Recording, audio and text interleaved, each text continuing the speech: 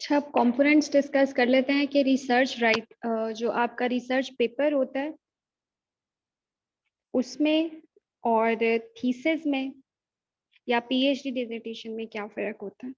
तो जो आपका रिसर्च पेपर होता है ना वो शॉर्ट होता है, ठीक है। वो मिनिमम जो है ना 7 से 8 पेजेस पे जाता है, या मैक्सिमम जो है वो 10 पेजेस पे चला जाता है, या चले 12 पेजेस पे चला जाता है।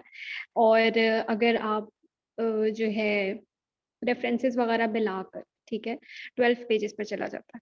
और जो आपका और फिर जो आपको जनरल लेंथ देता है ना, मतलब मैं ओवरऑल बात कर रही हूँ, ओवरऑल जितने भी जर्नल्स जहाँ पर आपने पब्लिश करवाना होता है, तो उसमें जो लेंथ होती है ना, वो आपके वर्ड्स, उन्होंने वर्ड लिमिट दी होती है, तो वो जो आपकी लोअर लिमिट होती है वो 3500 वर्ड्स तक जो है ना वो होती है। फिर आपके मैक्सिमम जो है वो आप 5000 वर्ड्स तक जो है ना वो लिख सकते हैं, ठीक है। तो इससे ज्यादा वर्ड्स जो है ना वो एक्सेप्टेबल नहीं होते, और इससे कम वर्ड्स यानी कि 3000 भी कुछ जर्नल्स जो हैं वो एक्सेप्ट कर लेते हैं, लेकिन 3500 वर्ड्स से शुरू होता है और 500 वर्ड्स तक जो है ना वो आपका रिसर्च पेपर होना चाहिए, ठीक है। ये हो गई वर्ड्स लिमिट। और पेजेस मैंने आपको बता दिए, ठीक है। ये आपका होता है रिसर्च पेपर। थीसिस आप जितना मर्जी लेंथी लिख लो, वो कोई इतनी लिमिट नहीं होती। हाँ, यूनिवर्सिटी का क्राइटेरिया जरूर मैटर करता है, लेकिन आप थीसिस जितने भी, चाहे आप किसी इंटरनेशनल यूनिवर्सिटी से एमएस कर रहे हैं या जहाँ से भी मास्टर्स कर रहे हैं, या आप जो है वो पाकिस्तान की भी किसी यूनिवर्सिटी से कर रहे हैं, तो वो आपकी यूनिवर्सिटी क्राइटेरिया पर डिपेंड करता है। और सेम जो है वो डिसर्टेशन के लिए होता है कि वो आप जितना मर्जी लेंथी कर लें। हाँ, लेकिन उसमें फिर ये है कि आपको चैप्टर्स बनाने पड़ते हैं और चैप्टर वाइज फिर आपको चलना पड़ता है, ठीक है। अगर आपने रिसर्च पेपर के कंपोनेंट्स नोट करने हैं ना, तो वो आप नोट कर लें। ये यही मेन चीजें होती हैं जो हर चीज में चलेंगी, और थीसिस के अंदर भी यही चीजें चलती हैं। जो स्लाइड से फर्क है वो मैं आपको बता देती हूँ। सबसे पहले ना आप जो है रिसर्च पेपर के अंदर इंट्रोडक्शन की हेडिंग देते हैं, ठीक है। और इंट्रोडक्शन में मैं आप लोगों के साथ ना ग्रुप में, व्हाट्सएप ग्रुप में एक रिसर्च आर्टिकल शेयर कर रही हूँ। अगर आप लोगों ने उसको भी ओपन करना है तो वो ओपन कर लें। उससे थोड़ा आइडिया हो जाएगा कि किस तरह से जो है ना वो लेकर चलना है। 1 मिनट।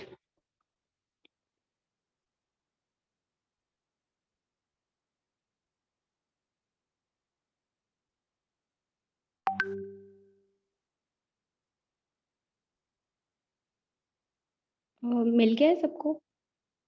इसको जरा ओपन करें, इसमें देखें। सबसे पहले तो आपका एब्स्ट्रैक्ट है, ठीक है।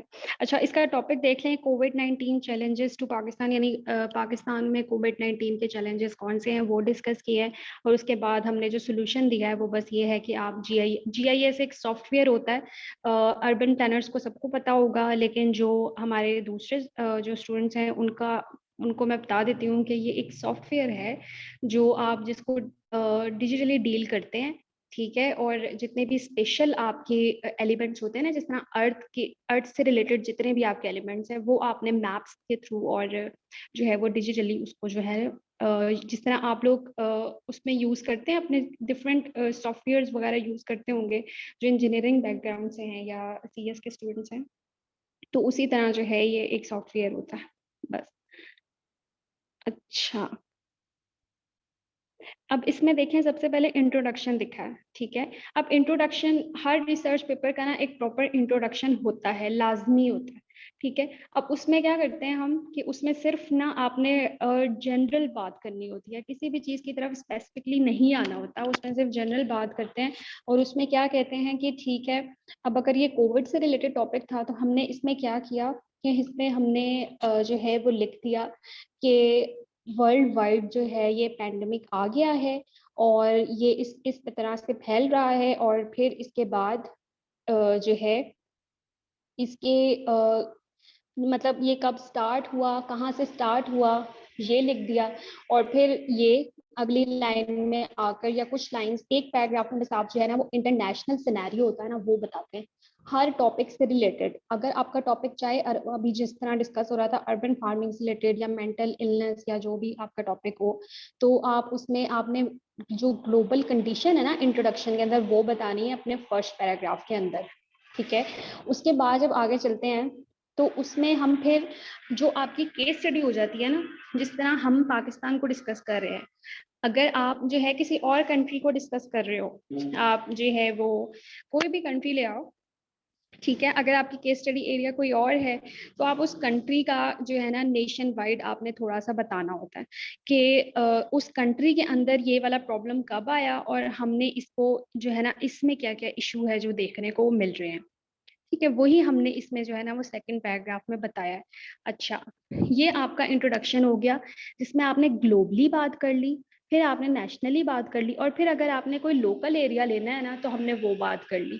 उसके बाद आपका जो लास्ट इंट्रोडक्शन का पैराग्राफ होता है ना, वो ये होता है, देखो कुछ चीजों में तो होता है कि आप जब आप थीसिस लिखते हो ना, तो उसमें तो इंट्रोडक्शन होता है, ठीक है, इंट्रोडक्शन बिल्कुल जनरल होता है, बिल्कुल जनरल, ठीक है।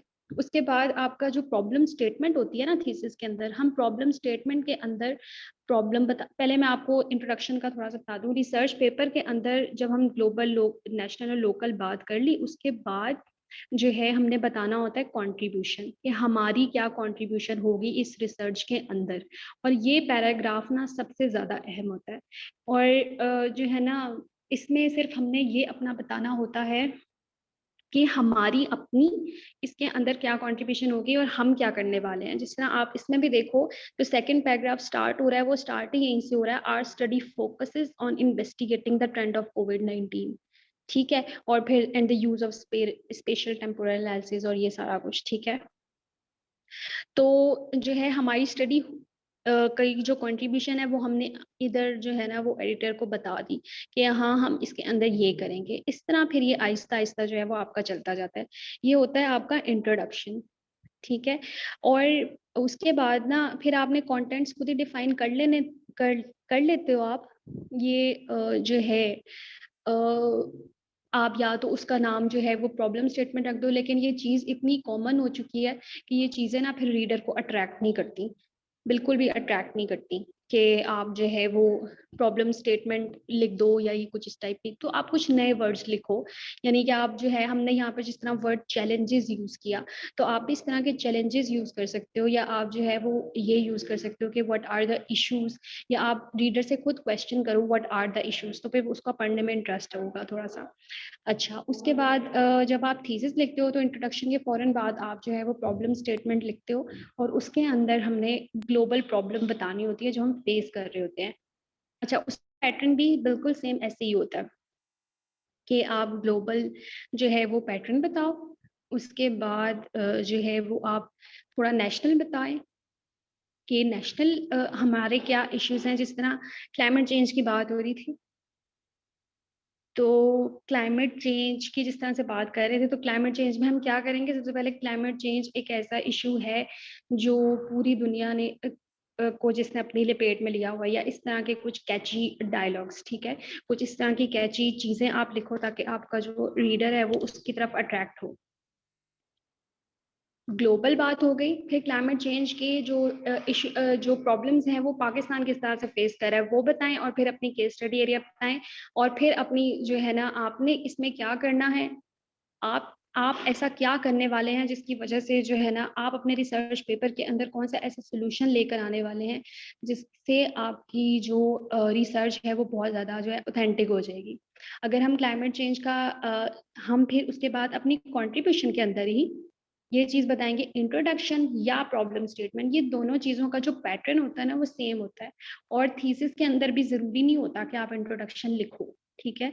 आपकी जो प्रॉब्लम स्टेटमेंट होती है ना वही सारा कुछ बता देती है। और रिसर्च पेपर के अंदर भी आप इंट्रोडक्शन की हेडिंग डाल के और सारा जो पैटर्न होता है ना वो प्रॉब्लम स्टेटमेंट वाला ही फॉलो कर रहे होते हो। तो पैटर्न दोनों का सेम है, ग्लोबल बात करनी है, नेशनली बात करनी है, और फिर लोकली बात करनी है, और फिर उसके बाद अपनी कंट्रीब्यूशन बतानी है। सिर्फ हेडिंग्स का डिफरेंस होता है और कुछ भी नहीं होता। तो ये वाला पैराग्राफ्स जो दो तीन होते हैं ना, ये आपके बहुत अट्रैक्टिव होने चाहिए।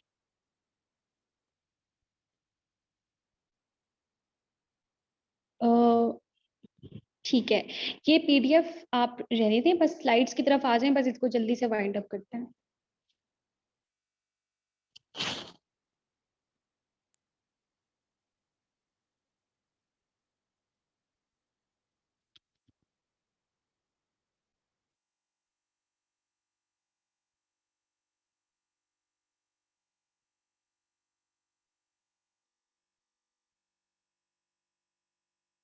नेक्स्ट स्लाइड पे आ जाए। अच्छा, उसके बाद जो है ये मेजर जो थोड़ा सा डिफरेंस था, ये शायद आप लोगों को अंदाजा हो गया होगा, और आहिस्ता आहिस्ता फिर आप लोगों को पता लगता रहेगा। अच्छा, अब इसके बाद ना ये मैंने थोड़ी सी आप लोगों की आसानी कर दी है कि सर्च इंजन बच्चों को पता नहीं चल रहे होते, वो ये मसला होता है कि हम कहाँ कहाँ से चीज़ों को ना सर्च करें, क्योंकि हमें डाटा नहीं मिल रहा होता, क्योंकि बहुत से जो है वो इस तरह के इश्यूज हमारे पास आते हैं कि हमें डाटा नहीं मिल रहा। तो इस इशू के लिए जो है ना, अब मैंने कुछ सर्च इंजन्स हैं जो मैंने इसमें लिख दिए हैं। आप अगर इनको इन पर अपना डाटा सर्च करोगे ना, तो आपको आसानी से मिल जाएगा। मतलब आप जिस भी टॉपिक, जो भी टॉपिक आपने सेलेक्ट किया है। अच्छा, इसमें जो रिसर्च गेट है ना, वो थोड़ा ज़्यादा ऑथेंटिक इसलिए भी होता है कि उसमें ना जो स्कॉलरी पब्लिकेशंस होती हैं, जितनी पब्लिकेशन होती हैं वो लोग खुद अपलोड करते हैं, तो वो लोगों का अपना काम होता है। बाकी इसके अलावा जितने भी हैं यहाँ पर सर्च इंजन, वो आप इसको आराम से जो है ना, इसकी एक्सेस मतलब मिल जाती है, आराम से आप इस पर सर्च कर सकते हो। अच्छा, एक जो मेडिकल के बच्चे हैं उनके लिए जो है ना, ये पबमेड और ये इस तरह की भी कुछ साइट्स होती हैं, ऑनलाइन लाइब्रेरी जो है ना, तो ये आप लोगों के लिए है। और अच्छा, और इसमें जो सबसे ज़्यादा ऑथेंटिक है ना, वो मुझे तो गूगल स्कॉलर ही लगता है। तो आप सबके लिए भी मेरा ख्याल है कि गूगल स्कॉलर ही बेस्ट होगा, क्योंकि जो है ना, वहाँ पर हर तरह की रिसर्चेस आपको मिल जाती हैं। उसके अलावा भी अगर किसी को कोई डाटा ढूंढना है, तो ये सारी वेबसाइट्स हैं, तो ये मैं आपको सेंड भी कर दूंगी, ठीक है, फिर आपको, ताकि आसानी हो जाए। अच्छा, नेक्स्ट स्लाइड पर आ जाएं। मैम लाइब्रेरी आपने कौन सी बताई? इस पे मेंशन्ड है, आप स्क्रीन व्यू कर रहे हैं, online library services. Okay ma'am, thank you.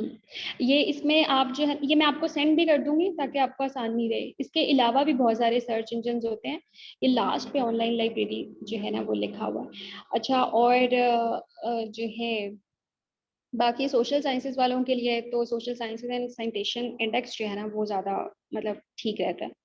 अच्छा, उसके बाद हम जो है वो इंट्रोडक्शन ऑफ प्रॉब्लम स्टेटमेंट का मैंने आप लोगों को मेथड बता दिया है कि वो किस तरह से लिखते हैं। अगर कोई बच्चा खुद से एफर्ट करे और कुछ लिखना चाहे और वो चेक करवाना चाहे, तो वो मैं जो है वो आपका इवेल्युएट कर दूंगी, तो इसमें कोई सच इशू नहीं है। तो आप लोग बेशक जो है वो ग्रुप में सेंड कर दें, ताकि बाकी लोग भी देख लें और मिस्टेक्स बाकियों को भी पता लग जाए। अगर खुद से आप लोग कुछ लिखो, तो वो काइंडली थोड़ा सा चेक मुझे करवा लेना, या फिर जो है जब भी आप लोग कुछ लिखो, तो वो किसी अच्छे सुपरवाइजर से चेक लाजमी करवा लिया करें, ताकि आपको अपनी मिस्टेक्स जो है ना वो पता चले। अच्छा, हमने रिसर्च प्रॉब्लम डिस्कस कर ली है। और जो है, हाँ, एक चीज इसमें बस आपने ये करनी है कि प्रॉब्लम स्टेटमेंट को लेंथी नहीं करना, और उसके अंदर जो है ना टू द पॉइंट बात करनी है। मैंने आपको पैराग्राफ्स बता दिए हैं, बस आपने इन्हीं पैराग्राफ्स को देखते हुए लिखना है कि आप पहले ग्लोबल उस पर बात करो, आपने इधर उधर की बातें नहीं करनी, सिर्फ एक ये मेन चीज है, और कॉन्ट्रीब्यूशन लाजमी लिखनी है। ठीक हो गया जी, अब आगे आ जाए बस।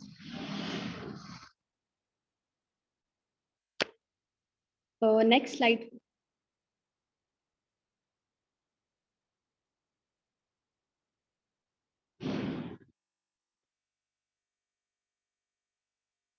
अच्छा, ये हमने स्टार्ट में कुछ इस टाइप की चीज़ें जो हैं वो डिस्कस की थी।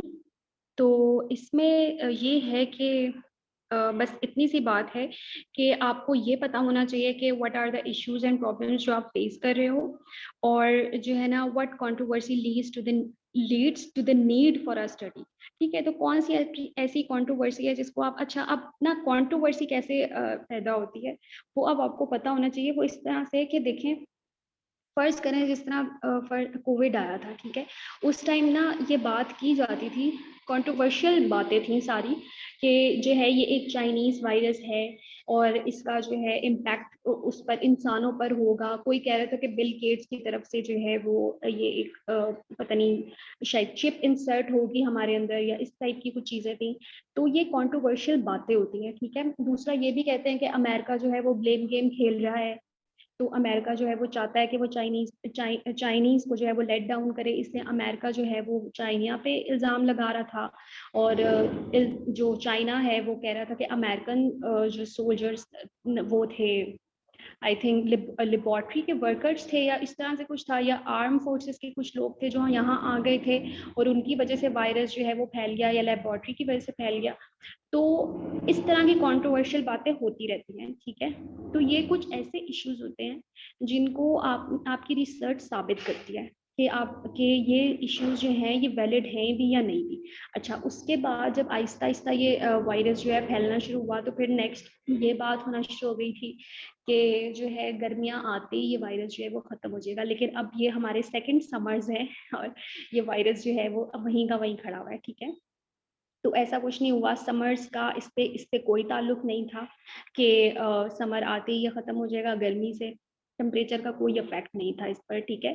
तो ये चीज़ें भी जो है ना रिसर्चेस से साबित हुई।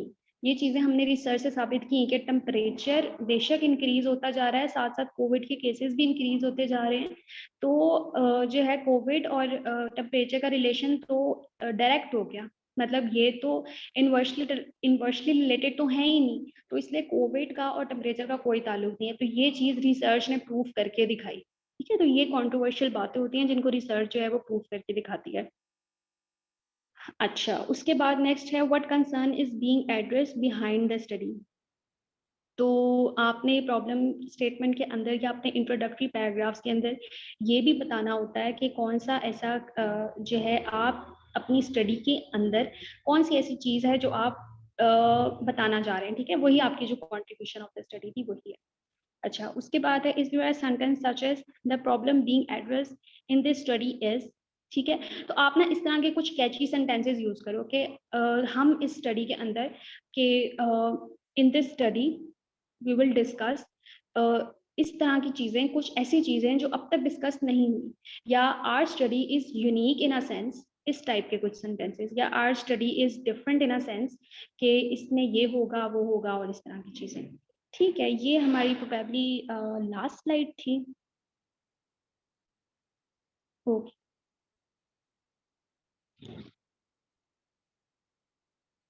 ठीक है। इसके बाद जो है वो कोई स्लाइड नहीं है ना।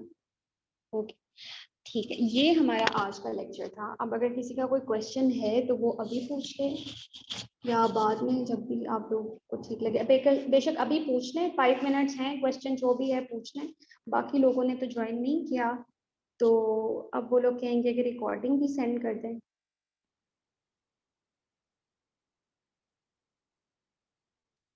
अच्छा, क्वेश्चन अगर किसी का है तो वो पूछ लें, और कोई फीडबैक अगर भी कोई देना चाहे ना तो वो भी दे।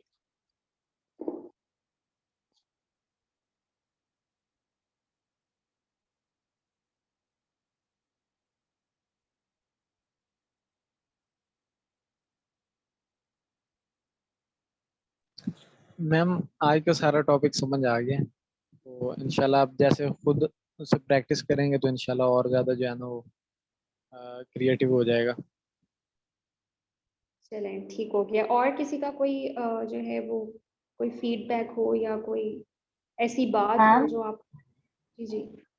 ma'am, what is the difference between a search engine and a database?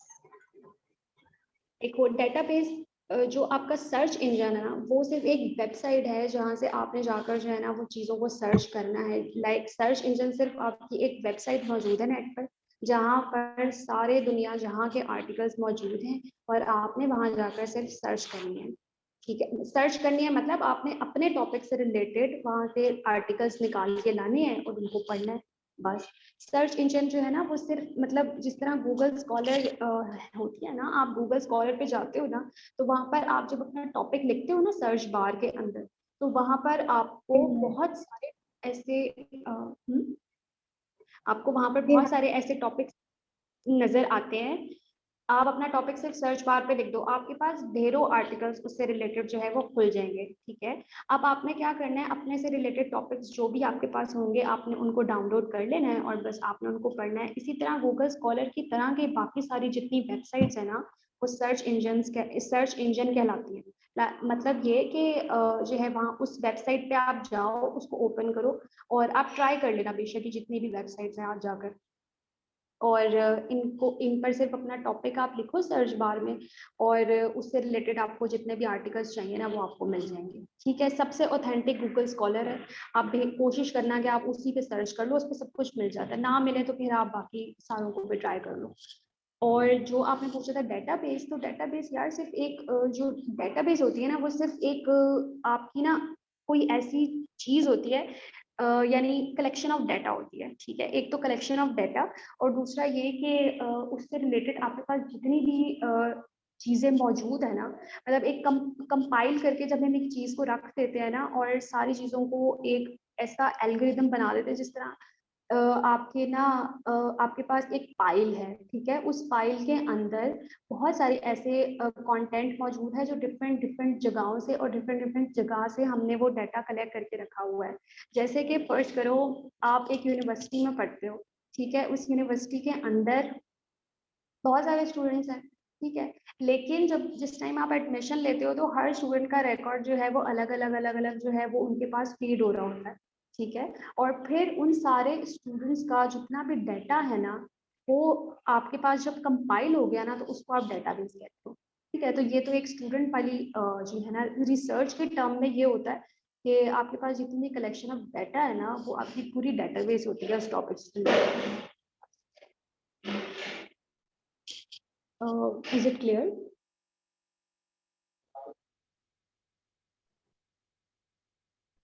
Ma'am, can I ask a question? हाँ जी please. Sorry, ma'am. Agar if you allow me, I want to add something fresh to search engine and database. If you allow me. हाँ please, हाँ please please Okay. करें जरूर। Actually, just in a simple word, ये कहा जा सकता है कि जो सर्च इंजन है ना वो डेटाबेस को आप रिजेंबल कर लें एक अपनी रियल लाइफ लाइब्रेरी से। ठीक है, और जो आपका सर्च इंजन है वो एक तरह की यूटिलिटी है, टूल है, एबिलिटी है developed by software to search in that or in that database. Okay, but आपको पता है कि जो गूगल है वो एक जनरल पर्पस सर्च इंजन है। ठीक है, आप उधर सर्च करेंगे तो आपको बहुत कुछ मिल जाता है। तो जैसे आपने गूगल स्कॉलर का नाम लिया या और बहुत सी चीज़ों का नाम लिया, तो वो स्पेसिफिक हैं for professionals, for academic people. तो उनके लिए उस तरह का रेलिवेंट डाटा आपको वहाँ से निकाल के देता है। उसे डेवलप इस तरह से किया गया है, उसके एल्गोरिथम इस तरह से वर्क करते हैं कि वो उस तरह का डाटा आपको ला के देता है। फॉर एग्जाम्पल यूट्यूब है, यूट्यूब के पीछे एक डाटाबेस है जो जहाँ वीडियोस को जमा करके रखा गया है। ठीक है, तो डाटाबेस है वीडियोस का। बट आपको पता है कि एक यूट्यूब फॉर किड्स है, तो यूट्यूब फॉर किड्स क्या करती है कि उसे डेवलप इस तरह से किया गया है कि वो वहाँ ऐसा कंटेंट ना लेके आए जो किड्स के लिए ठीक नहीं है। तो यूट्यूब बेसिकली एक सर्च इंजन है, यूट्यूब एक सर्च इंजन है, उधर इस तरह की मतलब डेटाबेस भी है लेकिन एक सर्च इंजन है जो आपको आपके रेलिवेंट डाटा, आप for example Google scholar use कर रहे हैं, गूगल यूज कर रहे हैं या कोई और यूज कर रहे हैं, तो आपको वो आपकी जो आपकी रिक्वायरमेंट है उसके मुताबिक आपको डाटा दे रहा है। एक यूटिलिटी है, जो डाटाबेस है वो एक तरह का लाइब्रेरी है रियल लाइफ जैसे एग्जांपल होती है। एक तो जस्ट मैं ये ऐड करना चाह रहा था, सॉरी दूसरा यस प्लीज आप कंटिन्यू करें। सॉरी दूसरा ये है कि मैम जस्ट अब के लिए नहीं, नेक्स्ट क्लास में, नेक्स्ट वीक में भी हो सकता है। स्पेसिफिकली आप चाहे 5-10 मिनट स्पेंड करें, प्रपोजल जो होता है किसी भी आइडिया का या किसी भी चीज़ का, उसके अंदर बहुत सी चीज़ें होती हैं जो एकेडमिकली आपको पता होती है कि आपकी ने यही करनी है, बट जब प्रैक्टिकली आपको दिमाग में कोई आइडिया आ भी रहा है, एक रॉ फॉर्म में है या आपको अभी भी उसमें कुछ क्लैरिटी नहीं है, तो आप एक अच्छा प्रपोजल किस तरह से लिख सकते हैं, उसकी क्या क्या चीज़ें पार्ट होती हैं। तो काइंडली मैं रिक्वेस्ट करता हूँ कि आप नेक्स्ट वीक में चाहे करें, बट इस पे भी 10-15 मिनट अगर आप दे सकें किसी सेशन के दौरान। ठीक है, how to write research proposal या साइनॉप्सिस।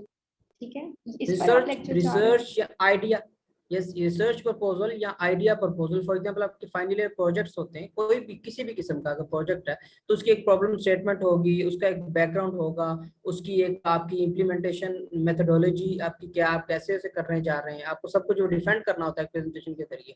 तो आपका जो पेपर है वो एक डिसेंट पेपर जिसमें कम से कम फ्लॉ हो, और उसमें जो डाटा आपने ऐड करना है वो आपका एक रफ फॉर्म में एक आइडिया है, तो उसे आप किस तरह से कन्वर्ट कर सकते हैं एक अच्छे डिसेंट प्रपोजल में, इसके बारे में बात अगर आप करें। ठीक है, ठीक है। यानी कि आपके जो आइडियाज हैं आप उनको उनका राइट अप कैसे कर सकते हैं इनटू अ रिसर्च प्रपोजल। जी जी ठीक हो जी गया, जी। ठीक है, थैंक यू। क्योंकि एक तरह का बेसिक स्टेप है, आप अगर कुछ भी करने जा रहे हैं तो कोई भी, फॉर एग्जांपल आपके पास एक बिजनेस आइडिया, तो कोई आपको कहेगा कि अच्छा प्रपोजल दें आप, या फॉर एग्जांपल आपके पास कोई लर्निंग आइडिया, कोई ऐसी चीज है जो आप करना चाहते हैं, तो आपको कहते हैं प्रपोजल दें, वो आपका 1 से 1.5 पेज का, इससे ज्यादा भी नहीं होगा। तो आपको उसके अंदर सारी वो चीजें लानी होती हैं, उसमें कोई चीज मिस भी ना हो, और उसमें कोई टेक्निकल या प्रोफेशनली कोई ऐसी चीज भी नहीं ऊपर नीचे हो, ताकि हर लिहाज से मतलब वो एक अच्छी चीज हो। तो उस बारे ठीक में है, गाइडेंस। ठीक हो। ठीक है, थैंक यू। अच्छा, अब उसके बाद next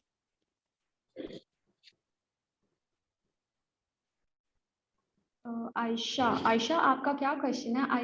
I had read in one place that research question should be complex or a combination of 2 or more questions.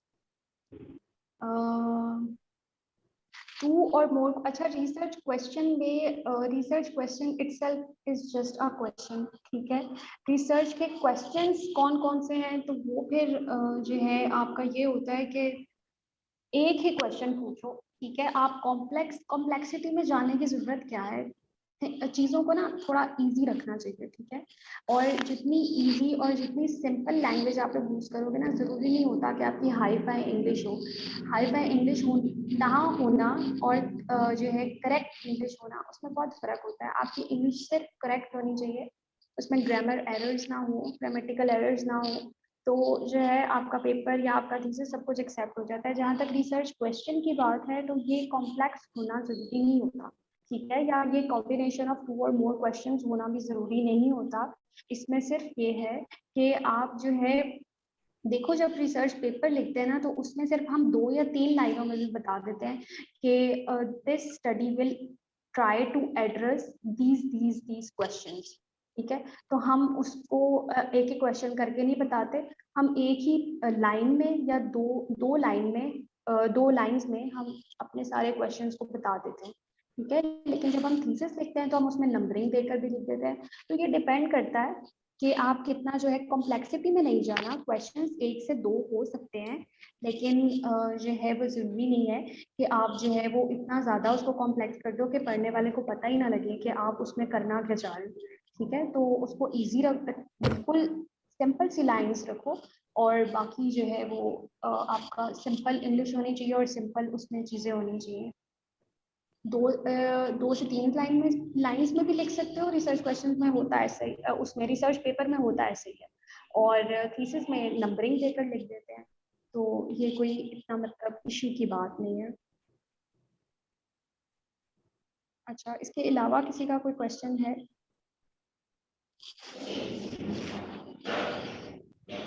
Ayesha, clear हुआ है आपको? अच्छा, इसके अलावा अगर किसी का कोई क्वेश्चन है तो पूछ लें, फिर हम इसको एंड करते हैं क्लास को।